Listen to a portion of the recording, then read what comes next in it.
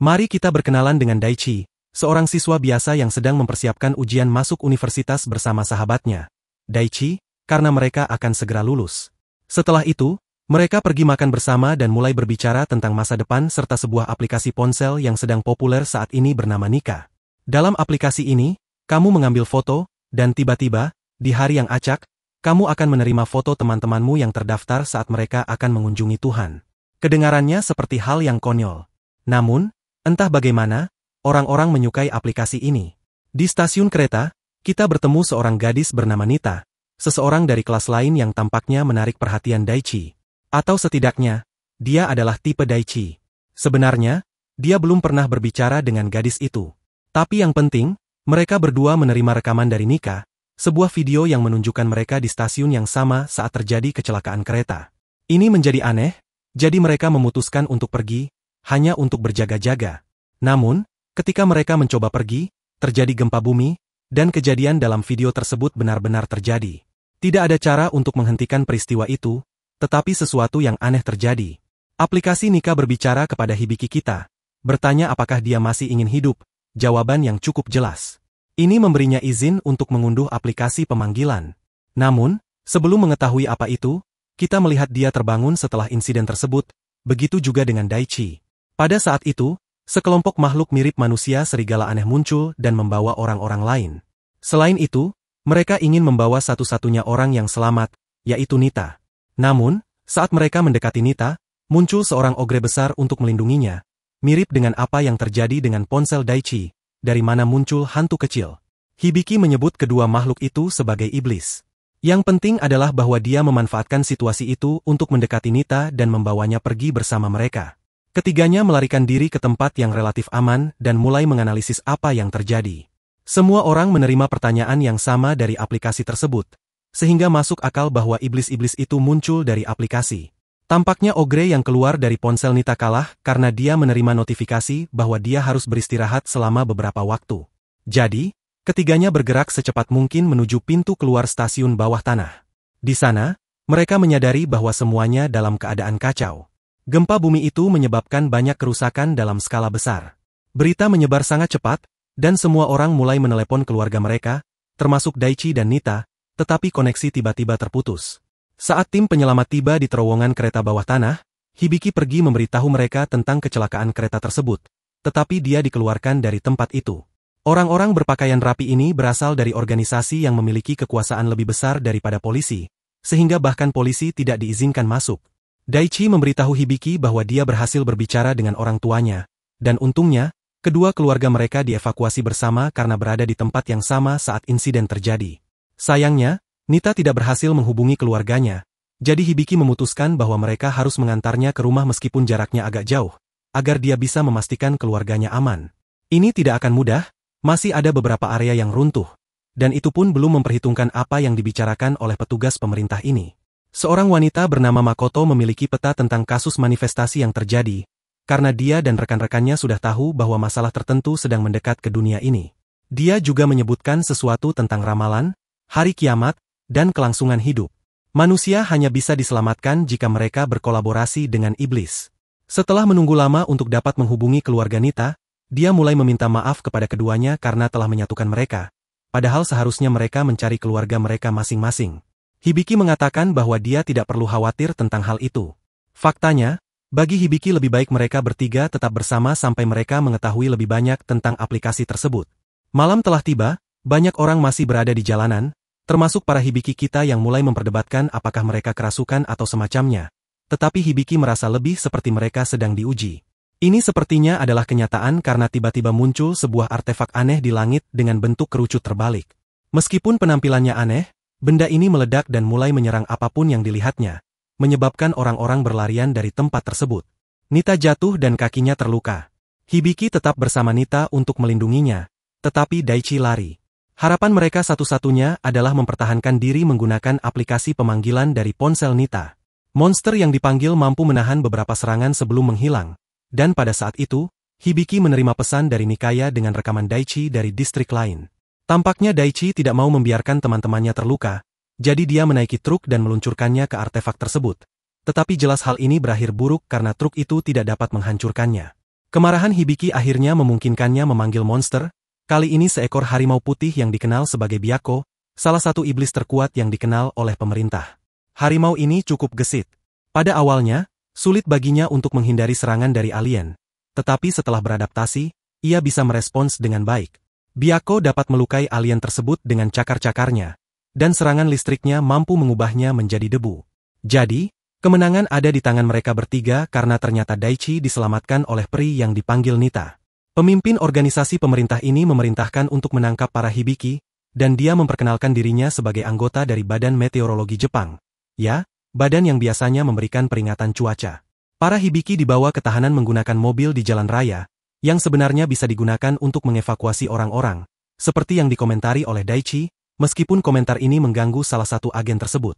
Namun, jelas bahwa pemerintah tidak terlalu peduli dengan keselamatan orang, melainkan lebih fokus pada apapun yang menyerang bumi. Jalan yang mereka lewati berakhir di gedung diet. Ya, sebuah bangunan di Jepang yang dinamai demikian, dan dalam anime ini, mereka menggambarkan bahwa markas besar kelompok ini tersembunyi di bawah bangunan tersebut. Nita dan Hibiki dimasukkan ke dalam ruangan untuk menunggu, sementara Hibiki dibawa ke ruang lain untuk mengetahui kebenaran tentang apa yang sebenarnya sedang terjadi. Makoto menjelaskan bahwa organisasi ini bertugas mengawasi barier energi spiritual yang melindungi Jepang, yang telah mencegah musuh-musuh, bukan dari negara lain, tetapi dari ras-ras anomali seperti roh, hantu, iblis, atau apapun sebutannya, untuk menyerang. Pemimpin organisasi ini adalah Yamato, seorang albino, yang terkesan bahwa seseorang seperti Hibiki mampu memanggil Byakko, yang merupakan avatar dan salah satu dari 4 simbol konstelasi Cina. Selama bertahun-tahun, ada cara untuk memanggil iblis, tetapi saat ini tidak ada seorang pun di tempat ini yang mampu memanggil harimau putih itu selain dia. Itulah sebabnya Yamato memutuskan untuk memberitahu semua kebenaran. Cara-cara pemanggilan tersebut telah dipelajari agar bisa diimplementasikan ke dalam perangkat elektronik seperti aplikasi. Masalahnya, mereka tidak tahu bagaimana aplikasi tersebut bisa ada di ponsel mereka. Mereka tahu insiden ini akan terjadi, yang membuat Hibiki merasa kesal karena mereka tidak mengevakuasi kota dengan semua informasi ini. Makoto juga tidak sepenuhnya setuju, tetapi itu adalah satu-satunya alternatif yang mereka miliki karena artefak aneh yang muncul adalah musuh paling lemah yang akan mereka hadapi selama 7 hari. 7 musuh akan muncul selama 7 hari tersebut. Setiap makhluk lebih kuat dari sebelumnya. Kecuali mereka berhasil mengalahkan semua musuh yang muncul, dunia akan sepenuhnya dilahap. Makhluk-makhluk ini berasal dari dimensi lain dan dikenal sebagai Septentrion, yang hanya bisa dilukai oleh energi spiritual. Karena itulah penting bagi Hibiki untuk bergabung dengan perjuangan ini. Para ahli di laboratorium sedang mencoba menyelidiki aplikasi ini, yang jauh lebih canggih daripada yang mereka buat. Aplikasi ini menganalisis sikap pengguna dan kemudian memasukkannya ke dalam semacam lelang iblis yang menentukan iblis mana yang akan muncul tergantung pada monster yang dipilih. Jika monster tersebut menganggap kamu tidak layak, kemungkinan besar dia tidak akan menyambutmu dengan baik saat dipanggil. Hibiki berkumpul dengan teman-temannya saat fajar untuk memberitahu mereka bahwa semuanya akan baik-baik saja. Mereka akan dibebaskan karena hanya ingin memeriksa ponsel mereka. Kebohongan ini sedikit menenangkan Nita, tetapi Hibiki sangat stres di dalam, karena kemanapun mereka pergi, dunia akan tetap dilahap. Hibiki tidak punya pilihan lain selain bekerja sama dengan orang-orang ini. Namun, pertama-tama, ia meminta mereka untuk berjanji akan membawa teman-temannya untuk bertemu dengan keluarga mereka. Permintaan sederhana ini menjadi rumit karena kondisi jalan yang sangat buruk, dan sebagian besar wilayah tempat tinggal Nita sudah hancur. Dia terkejut melihat pemandangan mengerikan itu, hingga memutuskan untuk pergi sendiri. Namun, mereka jelas tidak bisa membiarkan hal itu terjadi, jadi mereka memilih untuk menemaninya ke tempat pengungsian untuk mencari keluarganya. Tempat itu sangat suram, semuanya mati setelah tragedi, dan dindingnya dipenuhi dengan catatan untuk anggota keluarga yang hilang. Daichi terus merasa bahwa tidak adil jika mereka tidak membantu mengevakuasi orang-orang ini, tetapi itu bukan tugas organisasi ini. Makoto hanya diizinkan untuk membawa mereka ke sini, dan tidak bisa menemani mereka sepanjang perjalanan. Ketiga orang itu terus mencari petunjuk tentang keluarga Nita tanpa hasil. Jadi Hibiki memutuskan untuk tetap optimis dan mencari sesuatu untuk diminum agar bisa beristirahat sebentar. Sementara Makoto menderita karena dia tahu bahwa apa yang dikatakan Daichi benar. Hibiki kita berkeliling tempat itu sambil membawa botol air. Melihat begitu banyak orang di gereja dengan kondisi seperti itu membuatnya merasa tidak enak. Terutama karena sebagian besar dari mereka berharap pada bantuan dari semacam Tuhan.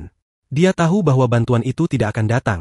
Hanya orang-orang seperti dia yang bisa bertarung di masa-masa sulit ini, dan saat untuk membuktikannya telah tiba. Satu-satunya makhluk spiritual yang masuk ke gereja adalah monster burung yang menjijikkan, monster lain yang dipanggil. Namun, ia tidak sendirian. Ketika Hibiki memanggil Fiacho untuk menghentikannya, terlihat ada lebih banyak lagi. Monster-monster ini terus muncul dari ponsel yang tergeletak di jalan, mungkin akibat dari aplikasi yang sama yang digunakan oleh para Hibiki. Hibiki bisa bertahan untuk saat ini, tetapi dia tidak tahu berapa lama dia bisa bertahan. Daichi ingin membantunya, tetapi hantu pelindungnya masih dalam perbaikan karena alasan yang tidak kita ketahui. Satu-satunya yang datang untuk membantu adalah Makoto, yang melihat semuanya saat pergi dengan mobil dan memutuskan untuk kembali membantu dengan prajurit langitnya. Dia menyebutkan tentang ponsel yang mungkin memanggil monster-monster ini, dan mengatakan kepada Hibiki untuk bertahan sebisanya sampai dia menemukan ponsel itu. Tugas itu tidak terlalu sulit berkat kekuatan Fiacho. Dengan kilat yang kuat, dia mampu mengalahkan semua monster burung di depannya. Sementara Makoto menghancurkan ponsel itu, memastikan keselamatan semua orang di gereja. Namun, melihat tiba-tiba bahwa ada kekuatan seperti itu, terlalu mengejutkan, orang-orang yang menyaksikan semuanya merasa takut pada Hibiki dan percaya bahwa mereka akan menjadi korban berikutnya. Namun, perasaan ini memudar ketika dua anak mengucapkan terima kasih karena telah menyelamatkan mereka. Gesto kecil ini menjadi alasan mengapa Hibiki memutuskan untuk bergabung dengan organisasi, tentu saja ditemani oleh dua temannya. Satu karena tidak ingin meninggalkannya sendirian, dan yang lain karena tidak ingin kembali menangis di pojok, tahu bahwa dia bisa bertarung. Yamato menyambut mereka dengan kehadiran Fumi. Fumi adalah ilmuwan yang bertanggung jawab atas sistem keamanan dan pemanggilan di agensi ini, yaitu programmer aplikasi yang mereka miliki. Misi pertama para Hibiki kita adalah menemukan ilmuwan ini yang menghilang setelah kemunculan para penyerbu dari luar angkasa. Di perjalanan menuju posisi terakhir Fumi yang diketahui, mereka menemukan sebuah kereta rahasia milik agensi. Sambil memikirkan cara menghadapi masalah, Daichi membeli beberapa monster di lelang. Kereta ini membawa mereka dari Tokyo ke Osaka, di mana anggota lain dari agensi menunggu mereka, termasuk seorang wanita hebat bernama Hinako dan pria berambut putih yang tidak bersahabat bernama Keita. Kedua orang ini baru saja tiba di daerah ini untuk membantu pencarian, sama seperti mereka, tetapi karena datang sehari lebih awal, mereka sudah mulai melakukan penyelidikan. Hina memberi mereka informasi terbaru tentang situasi di kantor Fumi. Tidak ada tanda-tanda konflik, jadi Fumi mungkin lenyap atau berhasil melarikan diri tanpa terlihat. Prestasi yang sangat sulit mengingat seluruh tempat dipenuhi kamera. Keita lebih suka mengabaikan penyelidikan ini karena yang penting baginya adalah berburu iblis, seperti yang baru saja dia kalahkan beberapa detik lalu, dan seperti yang dia rencanakan dengan iblis lain yang melompat-lompat aneh di langit. Hibiki memiliki intuisi yang baik dan tahu ada alasan lain mengapa mereka dikirim ke daerah ini. Sesuatu yang terkait dengan pria misterius berambut perak yang menurut rumor sedang menguji agensi. Penyidikan tidak membuahkan hasil, dan mereka mulai diretas oleh pria ini, yang menyebabkan runtuhnya barisan keamanan. Ini terjadi di seluruh negeri. Selain itu, ada masalah dengan aplikasi yang memperingatkan Hinako bahwa Keita akan menghadapi nasib buruk. Hibiki mulai menghubungkan keduanya. Dia meminta salah satu pegawai untuk menyelidiki daerah di mana Keita akan berada, yang ternyata merupakan lokasi dengan aktivitas peretasan paling tinggi, sehingga mereka tahu kemana harus pergi untuk menghentikannya. Hibiki menyimpulkan bahwa inilah alasan sebenarnya Yamato mengirim mereka ke sini, karena aneh mengirim beberapa orang baru untuk menyelidiki kasus hilangnya seseorang yang begitu penting. Dia mencoba mengonfrontasi Yamato lewat telepon, tapi Yamato tidak ingin membuang waktu dan memerintahkan mereka untuk pergi ke tempat itu bersama para pemanggil di daerah tersebut. Hibiki meminta pegawai tersebut untuk memperingatkan Keita agar pergi dari tempat itu untuk menghindari nasib buruknya. Tetapi sayangnya dia menerima panggilan itu tepat saat Keita mulai diserang. Dengan sedikit keberuntungan, Keita berhasil menghindari beberapa serangan hingga akhirnya dia memanggil iblisnya, yang berhasil mengatasi ini dan semua iblis lainnya yang muncul. Namun, iblis itu terus bermunculan, dan pemanggilan Keita tidak bisa terus melindunginya, sehingga Keita harus terus menghindar sampai dia tersandung dan hampir jatuh di tempat yang akan sangat berbahaya. Untungnya, Hinako datang tepat waktu dengan monster yang dipanggilnya untuk menyelamatkannya. Dan ada juga harimau milik Hibiki untuk melindungi mereka berdua. Daichi memanggil monsternya untuk kesenangan, tetapi mereka terlalu lemah dan tidak bisa berbuat banyak. Meskipun begitu, mereka harus melakukan sesuatu, jadi Nita pergi mencari peretas, sementara yang lainnya tetap menahan monster yang terus muncul. Lapisan keamanan sistem runtuh satu persatu. Para Hibiki kelelahan karena pertarungan yang tiada henti, dan mereka masih belum menemukan peretasnya. Ini hanya menyisakan satu pilihan bagi Yamato, yaitu menggunakan virus bernama Soul DL yang diprogram oleh Fumi sebelum menghilang, yang sangat berbahaya untuk digunakan. Tentunya, kita berbicara tentang virus komputer, virus yang mampu meretas komputer yang digunakan oleh pria ini untuk memanggil semua monster. Dengan virus ini, mereka bisa menghentikan semua pemanggilan iblisnya. Tindakan ini hanya memberi mereka sedikit waktu, cukup untuk menemukan dalangnya, yang ternyata bukan pria berambut perak, melainkan Fumi sendiri. Fumi memanggil monster yang jauh lebih kuat daripada yang lainnya, yang mengalahkan Nita dan menjatuhkannya ke udara. Namun, tidak terjadi apa-apa padanya karena Keita menyelamatkannya. Semua orang sangat terkejut melihat bahwa itu adalah dia. Pada dasarnya mustahil untuk mempertahankan sistem-sistem agensi ketika mereka berhadapan dengan pencipta mereka sendiri. Selain itu, monster itu mampu menghentikan sinar Viaco tanpa masalah. Satu-satunya pilihan untuk mencegah Fumi merusak lapisan terakhir keamanan sistem adalah mengeluarkannya dari komputer, sesuatu yang cukup sulit dengan penjaga itu. Hibiki merancang sebuah rencana yang melibatkan Keita dan Daichi. Pertama, dia memerintahkan harimaunya untuk menyerang agar menarik perhatiannya dan mencegahnya menggunakan perisai untuk menghentikan serangan Keita, sementara mereka memberikan pukulan terakhir. Daichi berhasil mencapai ruang server gedung ini untuk menghancurkannya dan memutuskan koneksi. Ini tampaknya seperti kemenangan, tetapi yang buruknya adalah bahwa mereka terlalu naif. Iblis yang dia panggil ternyata adalah dalang sebenarnya yang mengendalikan Fumi. Dia muncul lagi dan meluncurkan serangan kuat yang mengenai Keita secara langsung. Selain itu, serangan tersebut menyebabkan Fumi merestart virus untuk merusak sistem agensi sepenuhnya. Ini sangat mengerikan karena meskipun Daichi berhasil menyelamatkan Fumi dari reruntuhan, serangan yang diluncurkan oleh iblis tersebut membuat Keita terlempar dan apa yang ditunjukkan oleh aplikasi pun terjadi. Seakan belum cukup, sistem Osaka pun jatuh, dan penghalang spiritual di wilayah tersebut hilang, sehingga para penjajah muncul di kota. Hibiki merasa hancur karena tidak bisa menyelamatkan Keita, meskipun dia tahu apa yang akan terjadi, tetapi tidak ada waktu untuk menangis. Karena anggota lain dari agensi tiba untuk membawa mereka semua segera bertarung melawan para penjajah.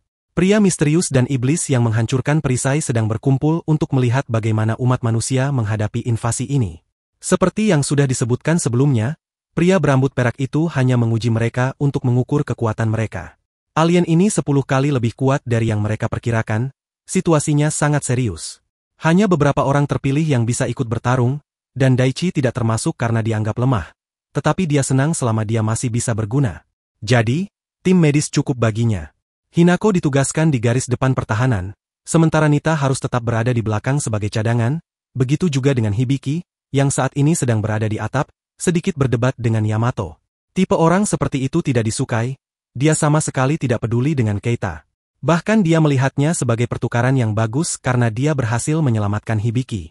Selain itu, dia mengatakan bahwa jika Hibiki tidak ingin bertarung, lebih baik dia pergi.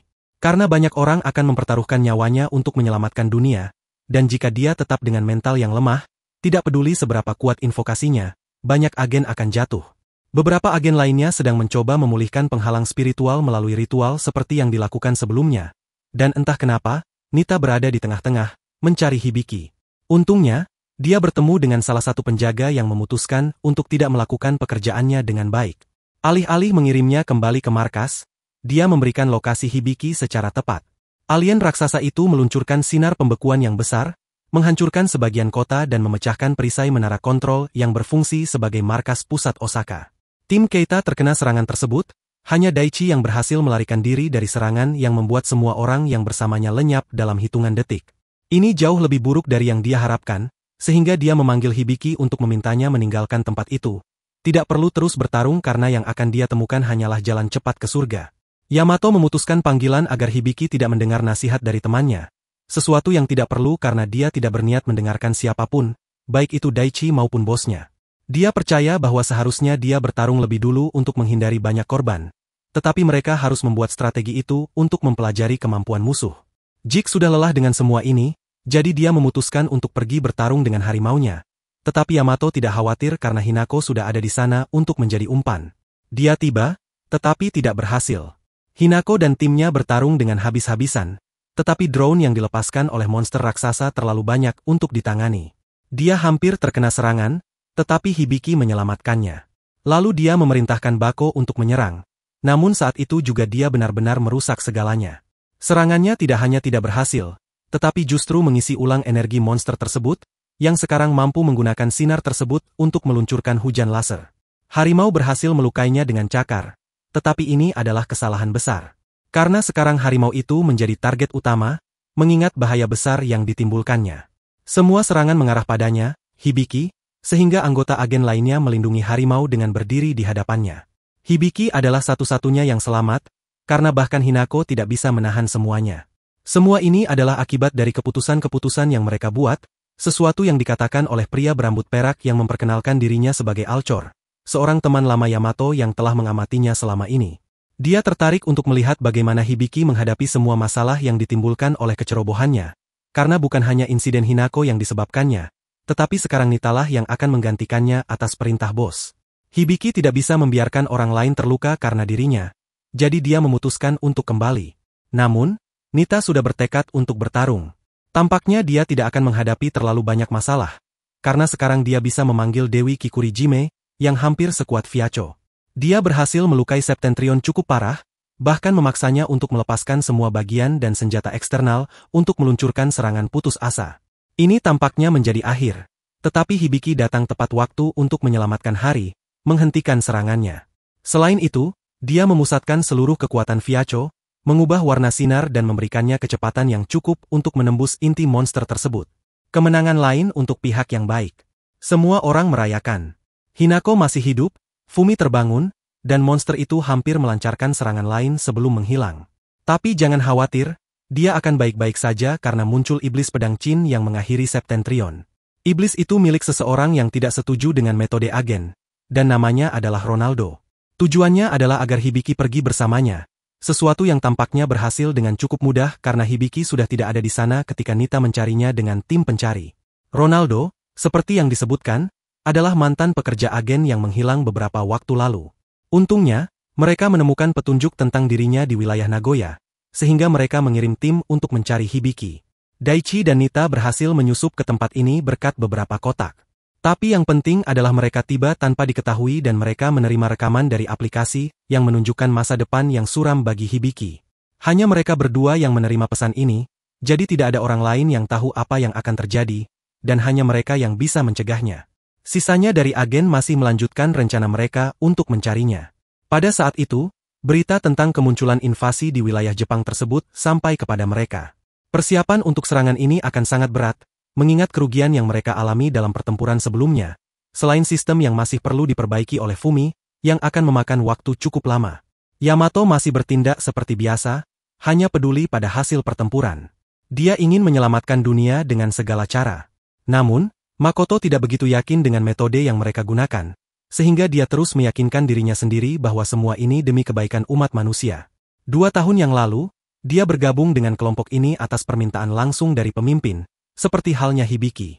Berkat Yamato, dia menjadi orang seperti sekarang ini, yang membuat rasa kesetiaannya bertentangan dengan apa yang dikatakan hatinya. Di tengah semua ini, kita bertemu dengan seorang gadis berambut merah bernama Airi dan teman setianya, Jungo. Keduanya diselamatkan oleh anggota agen, jadi dalam beberapa hal mereka merasa berhutang budi pada agen tersebut. Karena itulah mereka berencana pergi ke markas operasi. Dari agensi yang diambil alih oleh para pemberontak, ada infiltrasi yang sederhana melalui sebuah lorong yang hanya mereka yang tahu, sehingga mereka bisa membebaskan para tahanan. Untuk saat ini, kita kembali melihat Daichi dan Nita yang masih dalam pencarian mereka, sambil berbicara tentang dukungan yang diberikan Makoto kepada mereka agar bisa mencari Hibiki, alasan yang sama mengapa mereka bisa sampai di sini tanpa terdeteksi. Di perjalanan, mereka bertemu dengan seseorang yang merupakan anggota pemberontak dan memberikan mereka beberapa persediaan, karena dia mengira mereka adalah pengungsi. Persediaan itu dicuri dari agensi. Kedamaian di tempat ini berakhir ketika banyak monster yang dipanggil mulai muncul, sehingga Daichi dan Nita memanggil milik mereka sendiri untuk mengalahkannya. Tampaknya mereka mengalahkan semuanya, tetapi lebih banyak monster muncul. Namun, mereka disintegrasi oleh seekor Phoenix yang ternyata milik Hibiki. Dalam 1 hari di tempat itu, dia menjadi cukup terkenal di antara orang-orang yang dia bantu.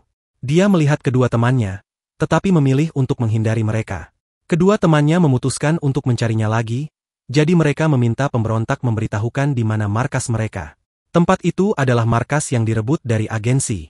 Di sana, para dokter diizinkan untuk terus bekerja, tetapi tanpa komunikasi dengan atasan. Pemimpin, cukup ramah kepada semua orang, tidak ada dendam terhadap para agen karena mereka hanya menjalankan perintah, dan dia tahu bahwa mereka ada di sana untuk menyelamatkan dunia. Masalah yang dimiliki Ronaldo adalah dengan Yamato, pemimpin pemberontak. Dia dulunya seorang detektif berbakat yang dipekerjakan oleh Albino. Seiring waktu, dia mulai menemukan hal-hal yang membuatnya curiga. Saat itulah dia memutuskan untuk menyelidiki lebih dalam dan menemukan rencana Yamato. Pria itu ingin menyelamatkan dunia, tetapi bukan demi kemanusiaan, melainkan untuk menegakkan tatanannya sendiri, berkat ketenaran dan prestise yang akan didapatnya sebagai pemimpin yang berhasil menyelamatkan dunia.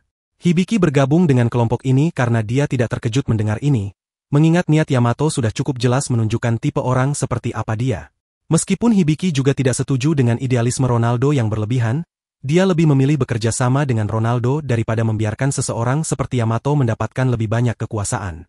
Menurut Ronaldo, perhitungan tim teknisnya menunjukkan bahwa akan muncul seorang penyerang di daerah ini. Jadi, Hibiki, pria bernama Yuzuru, dan seorang dokter adalah orang-orang yang akan melawan makhluk itu.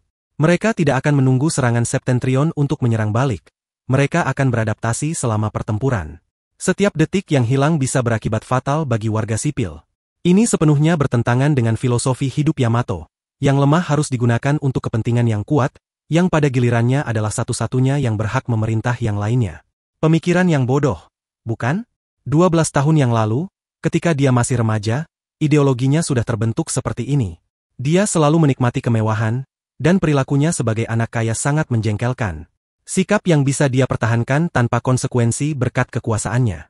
Dia adalah satu-satunya yang bisa memanggil singa bernama Cerberus ini dan mampu mengendalikannya, menjadikannya salah satu pemanggil terkuat yang pernah tercatat. Dia tidak pernah punya teman.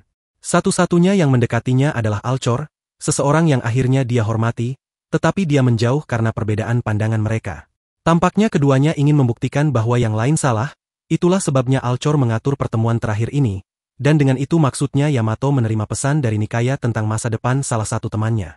Karena Alcor adalah yang paling dekat dengan itu, tampaknya dia yang akan menjadi korban. Airi dan Jungo terus menuju ke tempat yang telah mereka rencanakan melalui terowongan ventilasi. Sementara itu, Daichi dan Nita dibawa dengan truk oleh salah satu pemberontak untuk bergabung dengan Hibiki. Di sisi lain, Hibiki sudah bersama tim lainnya di tempat di mana penyerang akan muncul untuk menyelidiki.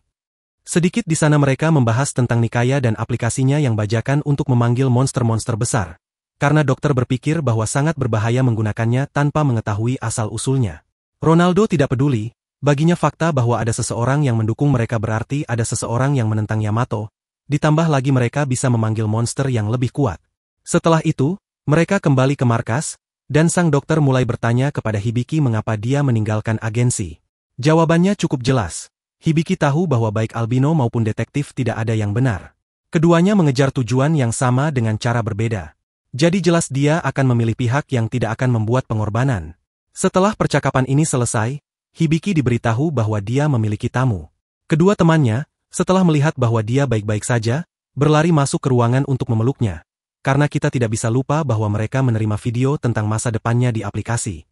Tapi, ya, sekarang setelah mereka akhirnya memberitahunya segalanya, mereka ingin membawanya kembali ke Tokyo.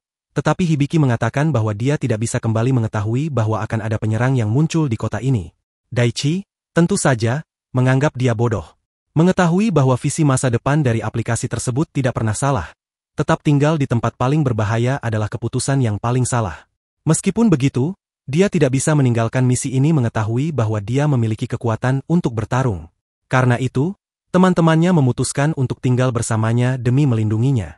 Tidak peduli bahwa dia tidak ingin membahayakan mereka. Jika satu orang tetap tinggal, yang lainnya juga akan tetap tinggal. Jadi, sebaiknya dia tidak lari dari mereka lagi. Jangan berpikir aku melupakan si gadis berambut merah dan temannya yang aneh.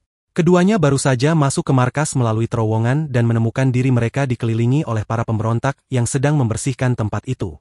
Di sini, pertarungan pemanggil monster dimulai, di mana keduanya memiliki keunggulan karena mereka memiliki kucing dengan sepatu bot dan kucing samurai di pihak mereka. Kedua monster itu tidak lemah seperti penampilannya. Mereka adalah mesin tempur yang sangat tangguh. Namun, mereka tidak bisa mengalahkan monster Ronaldo. Seharusnya kedua orang ini datang untuk berbicara dengan baik-baik. Tetapi katakan saja bahwa Aidi bukan tipe yang punya banyak kesabaran dan lebih memilih bertarung langsung. Hibiki mencoba menghentikan mereka melalui pengeras suara, tetapi tidak banyak membantu, berbeda dengan gempa yang mulai terjadi pada saat yang sama. Itu adalah tanda bahwa penyerang akan muncul. Tapi yang lebih buruk, penyerang akan muncul di tempat yang sama. Bisa dibilang mereka agak beruntung karena penyerang kali ini relatif kecil. Itu adalah cincin yang terbuat dari semacam mineral yang tidak dikenal, yang bisa menembakkan sinar laser dari pusatnya, menyebabkan runtuhan besar. Di atas itu, cincin tersebut begitu kuat sehingga tidak ada monster yang hadir berhasil melukainya, dan semuanya akhirnya dihancurkan. Jika penyerang ini menembakkan satu lagi sinar seperti itu, barikade Nagoya akan runtuh. Untungnya, Hibiki datang dengan Fenisnya dan sekutu lainnya untuk menghentikan makhluk itu.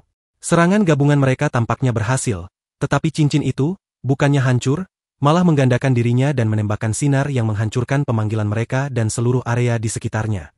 Ini adalah sinar yang sama yang muncul dalam rekaman masa depan Hibiki, sehingga teman-temannya mencoba memperingatkannya untuk melarikan diri. Namun, dia terus maju untuk bertarung bersama harimaunya. Dia hampir terkena serangan langsung, tetapi monster yang dipanggil dokter melindunginya dengan mengorbankan dirinya. Masalah terbesar di sini adalah ponsel Hibiki jatuh ke lantai dan menyala ulang, sehingga tidak ada yang bisa membelanya kecuali Cerberus, monster yang dipanggil oleh Yamato. Pada awalnya, serangannya tidak cukup untuk mengalahkan cincin tersebut, tetapi modifikasi yang dikembangkan Albino memungkinkan Cerberus membangkitkan potensi sejatinya, sampai-sampai dia bisa memodifikasi kemampuan singanya sendiri sesuka hati. Berkat ini, Cerberus mendapatkan peningkatan besar yang memungkinkannya menghancurkan penyerang hanya dengan satu serangan, sementara pada saat yang sama Fumi memulihkan kendali atas semua sistem di markas. Ini terjadi beberapa detik sebelumnya. Begitulah Yamato berhasil tiba di tempat itu begitu cepat dari Tokyo, karena setiap markas agensi memiliki mesin teleportasi. Seharusnya mesin di Nagoya rusak, tetapi Albino bisa menggunakannya berkat pasokan kekuatan magis yang diperlukan untuk menjalankannya. Hibiki sangat marah. Jika Yamato sudah memiliki kekuatan ini, mengapa dia tidak menggunakannya untuk menangani Septentrion lebih cepat? Jawabannya sederhana. Bagi Yamato, yang lemah adalah bidak yang harus patuh. Itu termasuk Hibiki, yang akan dibawa kembali ke Tokyo, mau atau tidak. Ronaldo akhirnya bosan dengan pidato egoisnya dan memutuskan menceritakan kepada semua orang kebenaran tentang rencananya. Dia ingin ada sedikit kekacauan agar dunia hancur sebelum dia menyelamatkannya. Dengan cara itu, akan lebih mudah mengambil kendali dan menciptakan dunia di mana yang lemah tidak akan ada lagi. Sesuatu yang bahkan Yamato sendiri tidak menyangkal karena dia tidak peduli apa yang dipikirkan para bawahannya. Faktanya, dia tidak berencana untuk bersikap baik kepada mereka yang menentangnya. Namun, Hibiki tidak akan membiarkan dia menyakiti siapapun, jadi dia memanggil harimau sebagai peringatan pertama. Pada saat itu, Alcor muncul. Tampaknya situasinya menjadi semakin rumit dengan kemungkinan konfrontasi antara keduanya. Jadi, dia memutuskan untuk memberitahu Hibiki bahwa Yamato datang ke tempat itu karena dia melihat video masa depan dari Hibiki, yang berarti bahwa dengan cara tertentu dia menganggapnya sebagai teman. Menurutnya, dia hanya menyelamatkannya karena menganggapnya sebagai senjata penting dalam rencananya. Namun, itu bukanlah inti utama dari pertemuan tersebut. Yang benar-benar penting adalah apakah Hibiki akan bergabung dengan pemberontak atau kembali bersama Yamato ke agensi. Ronaldo mencoba meyakinkan dia untuk tidak pergi bersama Yamato, tetapi Alcor menyuruhnya diam, karena keputusan itu hanya milik Hibiki dan tidak ada orang lain. Dia bahkan memanggil seorang iblis yang mampu berbicara untuk menunjukkan betapa seriusnya situasi ini. Iblis itu bernama Bifrons. Dia mengikuti perintah Alcor karena takut akan kekuatannya, sesuatu yang cukup mencolok mengingat pria kecil ini mampu mengalahkan semua pemanggilan yang ada di sana. Perhatikan bahwa saya menyebutkan Alcor memanggil Bifrons, karena dia tidak menggunakan telepon, yang berarti dia bukan pemanggil. Selain itu, iblis yang suka bicara itu memperlakukannya seolah-olah dia adalah makhluk yang berbeda dari manusia. Hibiki berpikir bahwa dia juga salah satu roh itu, tetapi bahkan Alcor sendiri tidak tahu bagaimana mendefinisikan dirinya. Dia hanyalah Alcor yang tertekan, begitulah dia dikenal. Dialah yang menciptakan aplikasi yang digunakan para Hibiki untuk memanggil. Dia tidak benar-benar berpihak pada siapapun kecuali Hibiki. Dia ingin melihat jalan mana yang akan diambil dan apa konsekuensi dari keputusan tersebut. Sekarang saatnya bagi Hibiki untuk memutuskan, dan Yamato memberitahukan fakta menarik bahwa Septentrion akan muncul pada hari keempat di 3 tempat berbeda, Nagoya, Osaka, dan Tokyo. Bukan berarti ada 3 penyerbu yang berbeda, melainkan satu yang bisa berada di 3 tempat sekaligus dan dikenal sebagai Trinity. Yamato memberitahu Hibiki bahwa dia harus menjaga kota Osaka. Meskipun dia menerima, dia mengatakan bahwa dia tidak berniat menjadi pionnya. Hibiki, kita akan menyelamatkan dunia dan kemudian menghadapi Yamato jika dia mencoba melakukan sesuatu yang buruk. Sementara itu, dia bersedia bekerja sama dengan siapapun yang memiliki tujuan yang sama, sesuatu yang tampaknya tidak disukai Ronaldo. Yamato memberi perintah kepada Ronaldo untuk menjaga Nagoya karena itu adalah tanggung jawabnya atas kondisi buruk markas tersebut. Setelah mengatakan itu, Yamato pergi, dan Alcor juga pergi tanpa ada yang menyadarinya. Tetapi kita melihatnya kemudian berbicara dengan dua iblis yang bisa berkomunikasi. Mereka berbicara tentang kutu atau sesuatu yang serupa karena tampaknya alasan mengapa manusia dapat bertarung dengan bantuan iblis adalah karena Alcor masih memiliki harapan pada manusia, dan keputusannya sangat memengaruhi kedua spesies. Di masa lalu, Alcor mendekati Yamato, percaya bahwa dia adalah yang terpilih yang telah dia cari sejak lama. Ketika Yamato tumbuh dewasa dan memutuskan untuk mengubah dunia sesuai dengan idealismenya, Alcor melihat bahwa dia bukan orang yang dia cari, dan dia pergi, sekarang menaruh harapannya pada Hibiki. Untuk saat ini, mereka menunggu kedatangan Trinity. Sementara itu, semua anggota agensi harus menjalani pemeriksaan fisik rutin. Itu termasuk Makoto dan Fumi meskipun mereka biasanya lebih banyak menghabiskan waktu di dalam markas, juga para Hibiki. Karena Yamato masih menganggap mereka bagian dari agensi, Hibiki berterima kasih kepada Daichi karena telah mencarinya bersama Nita. Tanpa mereka, dia mungkin akan kebingungan dalam mengambil keputusan. Memang benar mereka tidak melakukan apa-apa, tapi kehadiran mereka dan beban yang hilang dari pembicaraan sebelumnya memberi kekuatan. Di sisi lain, Nita berbicara dengan dokter tentang hal yang sama. Nita merasa bahwa dia tidak begitu berpengaruh terhadap Hibiki karena mereka baru saja bertemu 3 hari yang lalu. Namun, sang dokter menunjukkan bahwa dia salah karena jelas persahabatan mereka telah tumbuh kuat, dan fakta bahwa Nita datang ke sini dengan mempertaruhkan nyawanya sebagai seorang gadis biasa menunjukkan bahwa dia adalah teman yang sangat baik, layak untuk dijaga. Mereka juga berbicara tentang perasaannya pada Hibiki, yang merupakan topik rumit karena Hibiki sepertinya tidak melihatnya sebagai seseorang yang istimewa, berbeda dengan Daichi yang tampaknya semakin tertarik padanya. Tadi saya sempat menyebutkan tentang garis keturunan Yamato. Dia berasal dari keluarga Hot Twin, tapi ini tampaknya tidak menyenangkan baginya karena saat makan malam bersama mereka, dia hanya merasa jijik melihat orang-orang yang mengendalikan negara melalui politik dan agensinya. Akhirnya, momen yang ditunggu-tunggu tiba. Trinity akan muncul, dan Makoto akan memimpin operasi ini. Dia ingin memprioritaskan evakuasi warga sipil meskipun Fumi menganggap keputusan ini tidak masuk akal karena pikirannya mirip dengan Albino.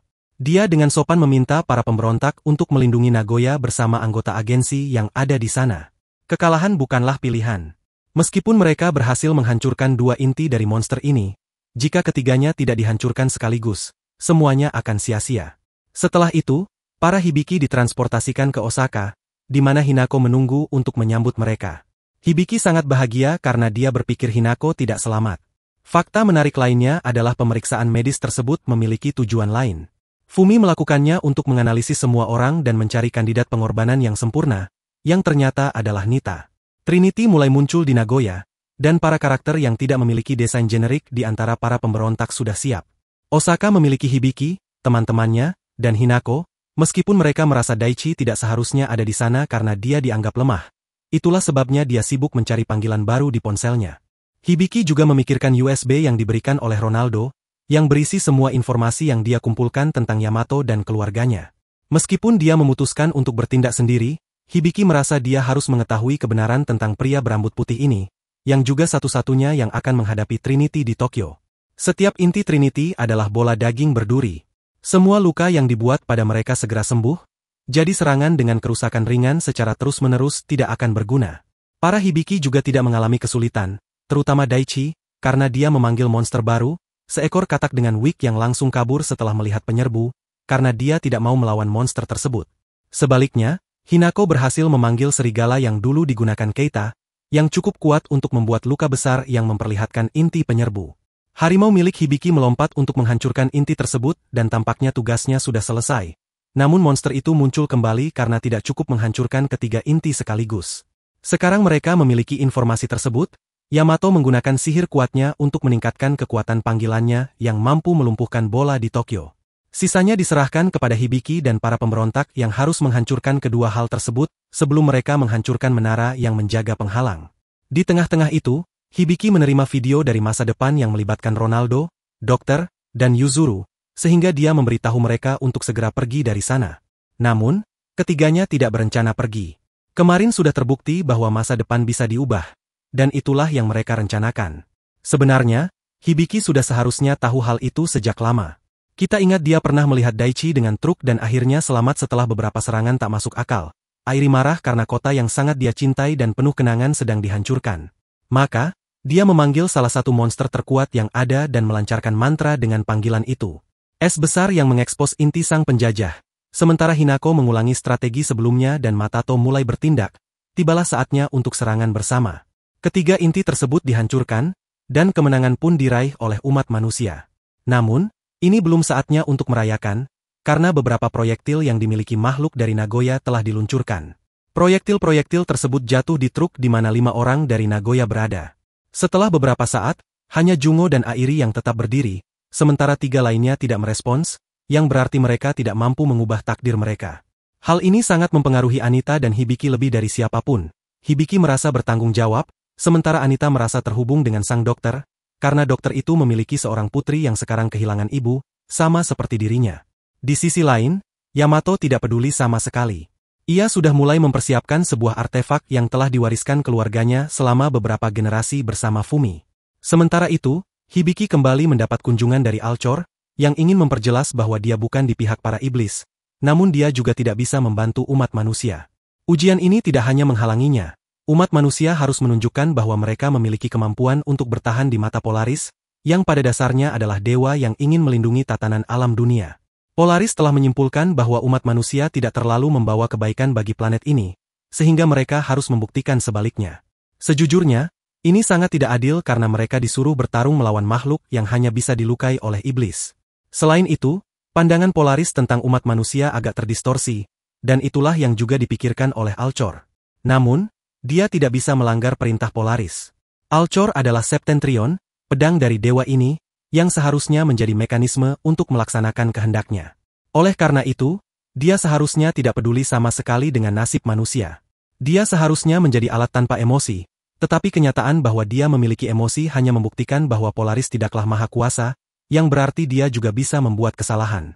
Itulah sebabnya dia memberikan senjata kepada umat manusia. Saya tahu ini mungkin terdengar sedikit membingungkan, tetapi semua penjelasan ini berasal dari seseorang yang lebih bingung daripada kita. Alcor tahu bahwa keberadaannya sangat aneh. Dia tidak tahu mengapa dia mengembangkan kesadaran, atau untuk apa dia harus menggunakannya. Satu-satunya hal yang dia tahu adalah bahwa dia merasa sakit melihat takdir umat manusia, dan bahwa dunianya perlahan menghilang. Ya, penghakiman akhir selama 7 hari telah dimulai, tetapi vonis itu telah dijatuhkan sejak lama. Dunia ini sudah mulai menghilang. Semua kegelapan yang melahap keberadaan planet ini adalah kehampaan. Dulu, dipikirkan bahwa melewati 7 hari penghakiman akan menyelamatkan mereka, tetapi kenyataannya, ujian itu hanyalah cara bagi Polaris untuk mempertimbangkan kembali vonisnya. Tidak ada yang dijamin di mata Polaris. Hanya kehampaan abadi yang tersisa, di mana tidak ada jejak manusia yang tersisa. Hanya apa yang ada di dalam penghalang yang tersisa dari dunia ini. Hibiki terbangun di kamarnya pada hari kelima. Alcor telah menunggunya untuk melanjutkan percakapan mereka, karena dia tidak lagi tahu kemana harus pergi. Dia sebenarnya ingin membantu, tetapi tidak bisa. Bumi sedang menghilang, dan sulit untuk pergi kemanapun tanpa terlihat oleh agen atau para pemberontak. Alcor juga membahas tentang yang terpilih, yang dia cari, serta masa lalunya dengan Yamato, yang awalnya dia pilih karena Yamato lahir dengan kemampuan luar biasa, tetapi akhirnya mengambil jalan yang salah. Alasan mereka mengenal pria ini sebagai yang menderita, adalah karena dia tahu masa depan dunia, tetapi tidak dapat mengubahnya. Penderitaan itu adalah perasaan yang sangat manusiawi, sesuatu yang dapat dipahami Hibiki, sehingga dia mengizinkan Alcor tinggal di kamarnya dengan syarat bahwa tidak ada orang yang boleh melihatnya, karena itu hanya akan menimbulkan masalah. Sayangnya, Nita dan Daichi muncul di kamar untuk berbicara dengan Hibiki, yang mencoba meyakinkan mereka bahwa Alcor tidak seburuk yang terlihat, atau setidaknya itulah yang dia percayai. Hibiki mencoba memanusiakannya sedikit agar mereka tidak merasa terancam, sekarang setelah mereka tahu bahwa Alcor adalah Septentrion. Masalahnya adalah, Alcor tidak tahu bagaimana berperilaku normal, dan kemampuan melayangnya juga tidak terlalu manusiawi. Sekarang, kita melihat Hinako dan Airi, 2 orang yang dipanggil oleh Yamato untuk menghadapi penjajah kelima yang hampir tiba, sementara Nita dan Daichi mengawasi Alcor. Hibiki berdiskusi mengapa hanya mereka berdua yang dikirim, dan itu dijelaskan karena karakteristik musuh berikutnya. Ternyata, musuh itu akan muncul di ionosfer, salah satu lapisan atmosfer yang terlalu tinggi untuk dijangkau oleh serangan para Hibiki. Hanya mereka berdua yang memiliki invokasi yang cukup kuat dan bisa terbang, setidaknya untuk menjatuhkan sang penyerang agar berada di level tanah. Tentu saja, sebenarnya tidak ada alasan lain mengapa mereka memilih khususnya 2 orang ini. Hinako berasal dari klan yang memiliki tarian kuno yang memungkinkan mereka memanggil Shiva, sedangkan Airi ada di sana karena invokasinya memilihnya, meskipun alasannya tidak begitu penting. Yang penting di sini adalah bahwa keduanya tidak akur. Itulah sebabnya iblis yang dipanggil oleh Iridi dirantai dan dibawa ke angkasa agar Shiva bisa menggunakan seluruh amarahnya dalam satu serangan yang diarahkan ke iblis tersebut. Triknya adalah bahwa iblis tersebut sejajar dengan inti penyerang, sehingga tombak atau kekuatan penuh juga mengenainya dan berhasil menghancurkannya dalam satu serangan. Masalah terpecahkan, semua orang bisa pulang untuk makan malam dan tidur dengan tenang. Memang benar mereka telah mengalahkan monster itu, tapi serangan sebenarnya baru akan dimulai karena Septentrion itu memang ada untuk dihancurkan. Sekarang, masa sepanjang 50 km jatuh di atas kota Sapporo di Hokkaido. Mereka yang terlibat dalam misi berhasil mengungsi, namun sisa kota tidak seberuntung itu karena mereka bahkan tidak tahu apa yang sedang terjadi. Orang yang benar-benar tahu semuanya adalah Yamato, yang senang dengan hasilnya karena menara yang melindungi penghalang di kota itu masih berdiri. Pria ini mengetahui segalanya yang akan terjadi, karena keluarganya telah memiliki informasi ini selama ratusan tahun, bersiap untuk memanfaatkan dan mengendalikan apa yang tersisa dari dunia setelah itu. Yamato mengadakan pesta makan malam untuk merayakan kemenangan kelimanya dengan semua orang, tetapi Airi sama sekali tidak senang melihat sebuah kota menghilang di depan matanya. Yamato, si albino, percaya bahwa ini adalah beban yang harus ditanggung oleh mereka yang terkuat. Jika dia tidak bisa menanggung beban itu, dia akan menjadi orang berikutnya yang jatuh, jadi dia harus bersiap. Nita dan Hibiki juga memiliki nilai moral yang harus mereka sampaikan, dan tentu saja mereka menerima tanggapan yang tepat. Namun, yang lebih menarik bagi saya adalah apa yang dilakukan Jungo. Dia ingin langsung ke intinya. Apa motif sebenarnya mengumpulkan semua orang di tempat ini? Jawabannya cukup sederhana. Mereka ingin tahu keputusan apa yang akan diambil oleh mereka yang selamat sampai saat ini, karena hanya tersisa 2 hari lagi sebelum penghakiman. Setelah mereka mengalahkan 2 monster tersebut, semua yang selamat akan memiliki hak untuk bertemu dengan Polaris, dan keinginan mereka akan dikabulkan. Itulah sebabnya Hibiki memutuskan untuk memberitahu semua orang tentang rencana keluarga Yamato. Namun, Yamato memperbaikinya dengan mengatakan bahwa dia tidak mengikuti keluarganya. Dia selalu hidup mengikuti idealismenya sendiri. Itulah sebabnya dia berencana menulis ulang dunia untuk menciptakan dunia yang diperintah oleh mereka yang memiliki bakat. Dia tidak akan membiarkan siapapun mengganggunya, yang berarti bahwa dalam 2 hari tidak akan ada yang bisa menghentikannya, dan ini adalah peringatan terakhirnya. Hibiki berlari ke arahnya untuk memperingatkan bahwa dia tidak akan membiarkan hal yang gila ini terjadi, yang dijawab oleh Yamato dengan ancaman yang sama seperti sebelumnya. Namun, ini belum semuanya, karena kemudian Makoto pergi ke kamar Nita untuk memberikan berita buruk. Diputuskan bahwa dia harus dihapus demi menyelamatkan umat manusia dari penyerang berikutnya. Ternyata pada hari ke-6, akan datang penyerang yang sangat penting untuk memiliki invokasi tertentu, satu-satunya yang bisa digunakan oleh Nita, dan peluang bertahan hidup setelah melakukannya adalah 0.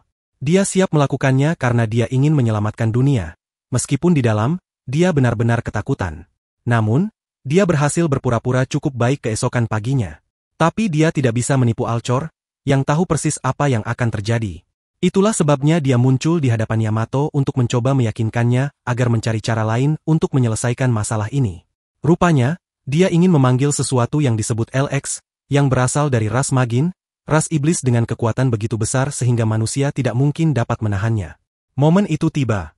Para agen membawa Nita ke mesin untuk memanggil Luke.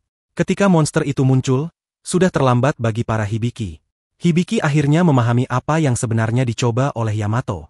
Mereka menampilkan seluruh proses pemanggilan di layar, sambil mencoba meyakinkan Hibiki dan Daichi bahwa ini adalah sesuatu yang diperlukan dan harus diterima. Hibiki berlari untuk mencarinya, tetapi tidak ada waktu.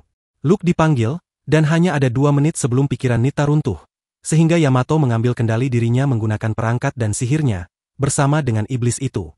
Hingga suatu zona di mana dia ditunggu oleh makhluk yang telah beristirahat selama bertahun-tahun, dan hanya dia yang bisa mengaktifkannya. Semacam naga yang dapat melahap segalanya. Ini sangat berguna melawan musuh berikutnya, yang merupakan massa yang berkembang biak tanpa henti, sehingga mereka harus memandu naga logam itu untuk melahapnya sebelum ini terjadi, seolah-olah untuk menyegelnya selamanya. Hal ini tidak terlalu rumit. Kesulitan datang ketika 2 menit berlalu dan pikiran Denita kolaps. Penyerang telah dikurung. Yamato sangat lelah dan Hibiki baru saja tiba untuk mencari temannya, tetapi masalahnya adalah dia sudah tidak ada lagi di dalam tubuhnya. Hanya Luke yang tersisa, dan dia harus menghancurkannya. Namun, ini bukan sesuatu yang Hibiki siap lakukan. Bukan hanya itu, dia juga tidak memiliki kesempatan karena Luke membenci klan Yamato, yang dia anggap sebagai orang sombong yang telah mencoba mempermalukan dewa sepertinya. Itulah sebabnya dia akan memanfaatkan waktu yang tersisa di tubuh itu untuk menghancurkan segala sesuatu yang dihargai oleh albino Ichi. Dua lainnya sangat marah karena Fumi memberitahu mereka bahwa Nita ingin melakukan ini. Dia bahkan mengejek dengan mengatakan bahwa dia memiliki pengakuan tertulis yang ditandatangani. Tapi itu jelas bohong, Nita didorong untuk menerimanya karena tekanan yang diberikan padanya. Karena dia berteriak bahwa dia tidak mau ketika mereka memasukkannya ke dalam mesin. Daichi ingin mengakhiri Yamato karena telah melakukan kekejaman semacam itu. Tetapi kelemahannya membuatnya tidak berguna melawan albino. Dia hanya bisa mengeluh dan menangis untuk temannya. Seorang yang baik hati yang dipaksa melakukan sesuatu yang tidak dia inginkan untuk menyelamatkan orang lain, demi kebaikan bersama. Itu mudah dikatakan ketika semua orang aman di dalam ruangan ini. Beberapa kata yang menyoroti Makoto, karena mereka mengirimnya dengan sadar bahwa Nita akan percaya pada kata-katanya. Hibiki sampai di tempat Luke berada, yang mulai mengejeknya karena Nita memiliki mentalitas yang sangat lemah. Tetapi itu bahkan tidak cukup untuk membuatnya menyerang. Yamato turun tangan ketika Hibiki hampir kalah. Dia agak kesal karena tidak bertarung ketika sudah tidak ada harapan lagi untuk Nita. Jelas bahwa Hibiki tidak berpikir demikian, karena itulah dia tidak membiarkan Yamato menyakiti temannya, yang memulai duel kecil antara keduanya yang berakhir dengan campur tangan Luke dan tombaknya yang kuat. Hibiki menyingkirkan albino agar dia tidak terkena serangan itu, tetapi pada saat yang sama menjadi tidak berdaya. Namun, untungnya atau kebetulan, Hibiki kita berhasil menghentikannya. Ternyata sihir yang dimiliki Yamato juga ada di dalam diri Hibiki, yang baru saja terbangun berkat naga sebelumnya yang memilihnya sebagai tuan. Itu membuat Yamato sangat senang, akhirnya dia menemukan seseorang yang setara dengannya. Bahkan Alcor terkejut karena dia tidak menyangka semua ini. Si albino mengulurkan tangan kepada Hibiki agar bersama-sama mereka bisa membimbing orang lain di dunia baru yang akan mereka ciptakan. Tapi Hibiki menolak, kekuatannya akan digunakan untuk melindungi orang lain. Dan setelah apa yang dia lakukan pada Nita, dia sangat membencinya. Namun, yang terpenting adalah menyelamatkan temannya. Jadi dia menggunakan naga itu untuk melahap serangan Luke dan bisa terhubung dengan kesadaran temannya, yang masih ada di sana karena tubuhnya belum menghilang. Dia mengatakan kepada Hibiki untuk pergi, karena dia lemah dan tidak bisa terus berjalan bersama mereka di jalan ini. Terlalu menyakitkan hidup tanpa orang tuanya dan tanpa bisa melakukan apapun untuk membantu. Hibiki mengatakan padanya bahwa tidak apa-apa menjadi lemah. Semua manusia begitu, dan itulah sebabnya kita saling membantu. Dia akan membantunya hidup dan tidak berniat menerima, tidak, sebagai jawaban, karena dia tidak ingin kehilangannya. Jadi dia mengulurkan tangannya agar mereka bisa bersama-sama mengusir Luke dari tubuhnya. Ini adalah keajaiban yang bahkan Yamato tidak percaya mungkin terjadi, yang datang dengan harga yang sangat besar pada tubuh Hibiki. Albino akan menjaga Hibiki tetap aman dengan semua sihir medis dari agensi karena dia percaya Hibiki adalah miliknya. Setidaknya sampai besok, saat mereka mengalahkan penyerang terakhir. Hibiki terbaring di ranjang rumah sakit sementara teman-temannya mengawasinya. Tidak ada yang bisa mereka lakukan sekarang akan membantu. Jadi yang terbaik adalah mereka beristirahat, mengetahui bahwa dia akan baik-baik saja. Alcor juga harus pergi, dia tahu Hibiki tidak akan kembali ke kamar itu dan harus melanjutkan perannya sebagai pengamat. Sebelum itu, muncul dua iblis yang telah bekerja bersamanya, yang muak karena dia terus memberi manusia kesempatan, karena mereka ingin melihat kehampaan abadi. Si iblis mencoba menyingkirkannya, tetapi dalam sekejap, dia diubah menjadi bola kecil yang hilang dari eksistensi. Alcor sangat kuat sehingga yang lain jelas lebih memilih untuk mematuhinya dan pergi, seperti yang sudah dia lakukan selama ini. Dengan penuh kecemasan, dia memberikan kunjungan terakhir kepada Jaiki dan kemudian pergi, karena dia harus mempersiapkan beberapa hal sebelum penghakiman terakhir. Sementara itu, sisa kelompok masih menunggu Hibiki untuk pulih, sehingga Jungo dan Nita mulai menyiapkan makanan favorit Airi agar semua bisa makan bersama. Semua orang terkejut melihat sisi ini dari seseorang yang begitu pendiam seperti dia, yang mengingatkan mereka bahwa mereka belum memperkenalkan diri dengan benar. Karena itu, mereka memutuskan bahwa sudah saatnya untuk melakukannya, dan sekalian bertukar kontak, karena mereka telah menjadi teman setelah banyak hal yang dialami bersama selama seminggu ini. Lingkaran pertemanan baru ini lahir dari sebuah kemalangan, karena kelima orang tersebut menerima pesan dari Nikaya. Secara khusus, mereka masing-masing menerima 4 pesan yang mengungkapkan masa depan satu sama lain. Ini adalah waktu yang buruk untuk menerima pesan semacam itu, karena Strion terakhir telah muncul dan kemampuannya adalah menjadi maha kuasa. Artinya, dia memiliki semua kemampuan dari Strion sebelumnya, dan karena itu dia menghancurkan markas Osaka dalam waktu kurang dari 1 detik. Mereka menyebutnya sebagai bos terakhir, dan itulah mengapa mereka harus melibatkan semua orang untuk menghancurkan musuh ini. Kali ini tidak ada yang akan tertinggal, termasuk Hibiki. Namun sebelumnya, Mari kita lihat sejenak masa lalu Hibiki. Keluarganya adalah salah satu yang paling ketat dan dingin yang ada. Masalah sekecil apapun yang dia sebabkan dianggap sangat buruk, sehingga Hibiki tidak bereaksi terhadap apapun. Dia tidak pernah tahu apa itu kasih sayang. Orang lain memperlakukannya dengan buruk karena dia sangat serius, kecuali Daichi. Bersama Daichi, dia tumbuh dan belajar lebih banyak tentang bagaimana anak-anak seusianya bersikap. Mereka melanjutkan ke sekolah menengah bersama, tetapi itu tidak cukup bagi ayahnya. Dia hanya memberi selamat melalui pesan dan mengatakan kepada Hibiki untuk memilih teman-temannya dengan bijak, berdasarkan manfaat dan pentingnya yang bisa mereka berikan di masa depan. Hibiki merasa itu tidak menyenangkan, itulah sebabnya dia lebih memilih menjalani hidup seperti Daichi, yaitu menikmati setiap momen masa mudanya semaksimal mungkin. Tapi itu akan segera berakhir, temanku. Karena sementara kamu tidur, yang lain sedang menghadapi bos terakhir, yang tampak seperti batu berbentuk gasing. Makhluk itu terlalu kuat. Saat terbelah, ia bisa menggunakan kekuatan dari musuh-musuh sebelumnya dan kekuatan baru, seperti gelombang sonik yang menghilangkan semua invokasi sekaligus. Fumi berhasil mendeteksi frekuensi suara itu dan menetralkannya sejenak dengan salah satu invokasinya, tetapi penyerang mendeteksinya dan menghancurkan iblis itu, serta bangunan tempat Fumi berada. Yamato tidak bisa melindungi semuanya sekaligus, jadi dia memutuskan untuk melakukan hal yang paling efisien baginya, melindungi dirinya sendiri, karena kekuatannya sangat dibutuhkan dalam pertarungan ini. Yang lain mulai melarikan diri dari serangan bos terakhir, sementara kerucut es krim yang meledak mulai muncul di mana-mana. Airi dan Jungo adalah yang pertama jatuh, diikuti oleh Hinako. Akhirnya, Daichi, Nita, dan Makoto tampaknya akan mengalami nasib yang sama, tetapi burung Phoenix milik Hibiki melindungi mereka. Mereka memberitahu Hibiki apa yang terjadi dengan yang lain. Hibiki, penuh amarah, melancarkan serangan, tetapi harimau miliknya juga menghilang. Hanya tersisa sihir naga untuk memblokir petir, sementara dia menyalahkan Yamato karena telah meninggalkan semuanya. Keduanya terus berdebat, sementara tampaknya semuanya telah berakhir. Penghalang mereka hampir runtuh, dan dengan itu harapan untuk mengalahkan monster ini. Namun, ada seseorang yang tidak pernah menyerah meskipun dia lemah, seseorang yang telah melakukan segala yang dia bisa sampai akhir, dan akhirnya melihat keberanian dan usahanya terbayar. Daichi akhirnya berhasil memanggil iblis yang sangat kuat, seorang raksasa yang bahkan lebih kuat dari salah satu dari dua iblis milik Yamato, dan berhasil menjatuhkan bos terakhir dengan satu pukulan. Berkat ini, Hibiki dan Yamato bisa menyerang inti dari musuh, yang jatuh satu persatu, sampai akhirnya Yamato memberikan pukulan terakhir, mengakhiri penghakiman ini. JB terluka parah, tetapi kemenangan ada di tangan manusia. Namun, ini belum berakhir. Mereka masih harus mencegah Yamato bertemu dengan Polaris, agar dia tidak mengatur ulang dunia sesuai keinginannya. Yamato mengatakan kepada mereka untuk diam, dan jika benar-benar ingin menghentikannya, mereka harus mengalahkannya. Jika mereka tidak mampu melakukannya, lebih baik tetap diam, karena begitu mereka mencoba menyerangnya, dia akan bertarung dengan serius.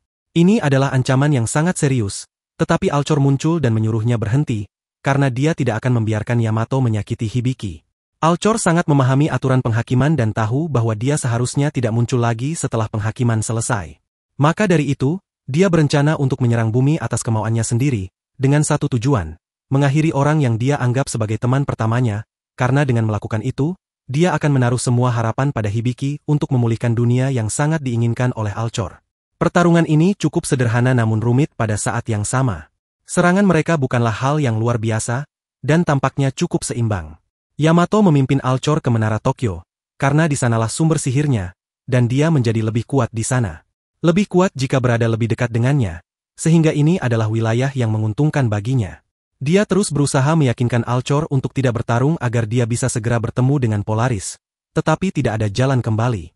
Konflik ini akan berakhir hanya ketika salah satu dari mereka tetap berdiri. Hal ini menjadi jelas ketika aplikasi Nikaya mengirim pesan kepada masing-masing dari mereka, yang berarti bahwa keduanya akan jatuh atau salah satu dari mereka akan lolos dari nasibnya dengan mengalahkan lawannya. Hibiki menerima pesan dari keduanya, begitu pula Makoto menerima pesan dari Yamato, dan karena itu dia memberitahu para Hibiki bahwa dia akan membantunya. Dia sadar bahwa dia adalah orang yang buruk. Hal-hal kejam yang dia lakukan tidak dapat dibenarkan hanya dengan alasan dia menerima perintah. Itulah sebabnya dia harus melanjutkan jalan yang telah dia pilih. Dia telah kehilangan harapan akan masa depan sampai Yamato merekrutnya. Dialah yang memberi Makoto alasan untuk hidup dan dia tidak bisa meninggalkannya setelah itu. Hibiki memahami bahwa Makoto ingin membantunya karena dia tidak berniat menyakitinya. Dia juga tidak ingin mengubahnya dengan gaya, Naruto, atau semacamnya. Namun, Makoto tidak terlalu menyukai serial itu dan tidak percaya hal semacam itu mungkin terjadi. Jadi, dia akan mengubah keseimbangan demi kepentingan sang bos agar Alcor tidak menghabisinya. Tindakan ini jelas membuang peluangnya untuk bertahan hidup karena pesan tentang masa depannya juga sampai ke para Hibiki. Pertarungan antara dua sahabat lama itu semakin serius. Yamato berencana menggunakan aplikasi yang diciptakan oleh Alcor untuk memanggil monster yang sangat kuat, karena pemanggilan dari aplikasi ini sebagian besar bergantung pada kemampuan penggunanya. Alcor tidak ingin membiarkannya terjadi, tetapi dia juga tidak bisa mencegahnya karena serangannya diterima oleh Makoto, yang mengucapkan selamat tinggal kepada Yamato dengan ucapan terima kasih. Albino berhasil memanggil dua dewa, dan dengan mereka, dia mampu membuat Alcor tidak bergerak. Tetapi hal ini tidak penting karena dia tidak akan berhenti. Dia membenci kenyataan bahwa dia harus melakukan ini, tetapi satu-satunya cara untuk mencegah Hibiki terluka adalah dengan menangkap Yamato dan berubah menjadi kembang api bersamanya. Namun, ini bukan akhir dari cerita. Yamato berhasil selamat dan dunia sedang runtuh. Sebuah pintu kecil terbuka di langit, dan siapapun yang melewatinya pertama kali akan dapat bertemu dengan Polaris. Albino telah sangat kelelahan setelah pertarungannya dengan Alcor, sehingga dia memutuskan untuk memanggil kedua dewa itu kembali dan membiarkan mereka lepas kendali untuk menangani Hibiki sementara dia menuju pintu itu. Untungnya, peri raksasa milik Daichi menghentikan mereka untuk sementara waktu. Yuk yang sekarang dapat dikendalikan oleh Nita adalah satu-satunya yang mampu menghalangi mereka sehingga Hibiki bisa mengejar Yamato. Ini berarti bahwa keduanya harus tetap tinggal dan lenyap bersama dunia ini, sebuah pengorbanan yang rela mereka lakukan agar Hibiki dapat terus bertarung. Sedikit demi sedikit, kekosongan mulai mengonsumsi mereka. Ingatan mereka hilang dan mereka berubah menjadi ketiadaan. Satu-satunya jejak yang tersisa dari dunia itu adalah Hibiki dan Yamato. Polaris tidak punya waktu untuk berurusan dengan keduanya, jadi dia akan membiarkan segalanya diputuskan melalui pertarungan terakhir. Hanya pemenang yang bisa menemuinya. Singa melawan harimau. Pertarungan ini seimbang. Hibiki tidak akan beristirahat sampai dia menghentikannya. Demi semua nyawa yang telah dia hancurkan demi mencapai tujuannya yang sangat egois. Memang benar bahwa jika dia tidak melakukannya, tidak ada yang akan selamat, tetapi bahkan begitu, Hibiki tidak bisa menerima ide-idenya. Di sisi lain, Yamato menganggap Hibiki terlalu sentimental, tetapi itu normal karena pada akhirnya, dia adalah manusia dan begitulah cara kita berperilaku. Ini menunjukkan bahwa Yamato tidak bisa lagi dianggap sebagai manusia. Albino menjelaskan bahwa semua itu tidak penting. Keduanya memiliki kekuatan sejak lahir, kekuatan untuk menjadikan mereka pion yang diberikan oleh seorang dewa yang menganggap dirinya maha kuasa. Jika dewa itu memang maha kuasa, dia tidak akan memberikan kepada dua orang yang berlawanan kekuatan untuk memilih takdir seluruh dunia. Itu menunjukkan bahwa dia sendiri tidak jelas dan tidak tahu apa keputusan yang benar. Yamato berencana menciptakan dunia yang sempurna berdasarkan idealismenya dengan kekuatan itu. Menyebut dirinya sebagai Tuhan, tetapi Hibiki berpikir berbeda. Memang benar bahwa dunia dapat diciptakan kembali secara sempurna berkat Yamato, tetapi dunia itu akan dipaksakan oleh dia. Keputusan seperti itu tidak pantas diambil oleh manusia manapun. Ada jutaan orang yang mencintai hidup mereka meskipun ada masalah, karena bagi mereka setiap bagian dari hidup mereka penting dengan caranya sendiri. Manusia hidup ketika mereka memiliki kebebasan untuk memilih, baik keputusan yang baik maupun yang buruk. Meskipun dipaksa untuk hanya memilih yang baik, tidak ada yang menjamin bahwa itu akan membawa kebahagiaan. Seluruh pola pikir Yamato berasal dari masyarakat yang dia alami sepanjang hidupnya. Tidak ada yang lain dalam hatinya. Namun, teorinya runtuh karena satu fakta sederhana. Dia pergi ke Nagoya untuk menyelamatkan Hibiki, dan meskipun dia mengatakan bahwa Hibiki hanyalah pion, video tersebut hanya dapat diterima oleh teman-temannya. Jika dia melihat Alcor dan Hibiki sebagai teman di lubuk hatinya, itu berarti dia adalah manusia. Oleh karena itu, dia masih memiliki waktu untuk mengalami hidup dengan cara yang berbeda sebelum membuat keputusan seperti ini. Pengaruh, Evangelion, Naruto sepertinya berhasil, tetapi Yamato tidak seperti Sasuke. Dia mengakui bahwa Hibiki adalah temannya, hanya saja dia tidak bersedia meninggalkan ideologinya. Jadi, sekarang dia memutuskan untuk melangkah lebih jauh, dia memanggil dua dewa dan bahkan menggabungkannya dengan menggunakan semua kemampuan aplikasinya. Dengan trik-trik ini, tidak ada yang bisa menghentikannya, kecuali kamu menghadapi karakter lain dengan kekuatan luar biasa yang kebetulan adalah Hibiki, karena iblis-iblis dari teman-temannya muncul untuk menyelamatkannya dan mulai bergabung. Tapi apakah kamu pikir itu semuanya? Tidak, ini lebih besar. Kirito dan trik-triknya tidak ada apa-apanya dibandingkan orang ini. Dia menggabungkan semua fusi untuk menciptakan iblis yang lebih kuat lagi. Mungkin saya sedikit mengurangi kehebohan pertarungan, Tapi apa yang bisa saya lakukan ketika pertarungan antara Lucifer dan Satan yang terdengar sangat epik berakhir dengan pelukan? Dari situ, muncul cahaya yang mewakili Polaris dan secara otomatis kita kembali ke awal seri, saat Hibiki dan Daichi baru saja keluar dari ujian praktek.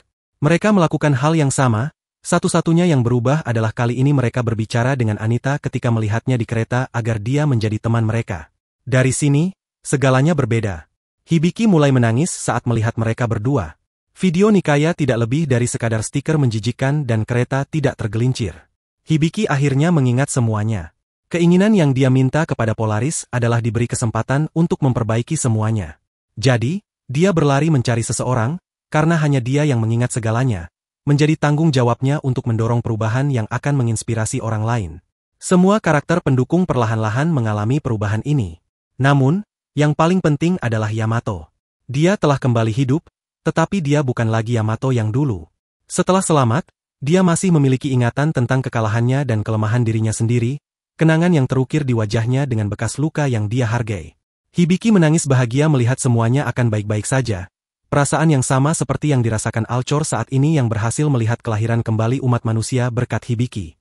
Karena itu, dia tidak lagi diperlukan di dunia ini dan akhirnya bisa pergi tanpa merasa cemas.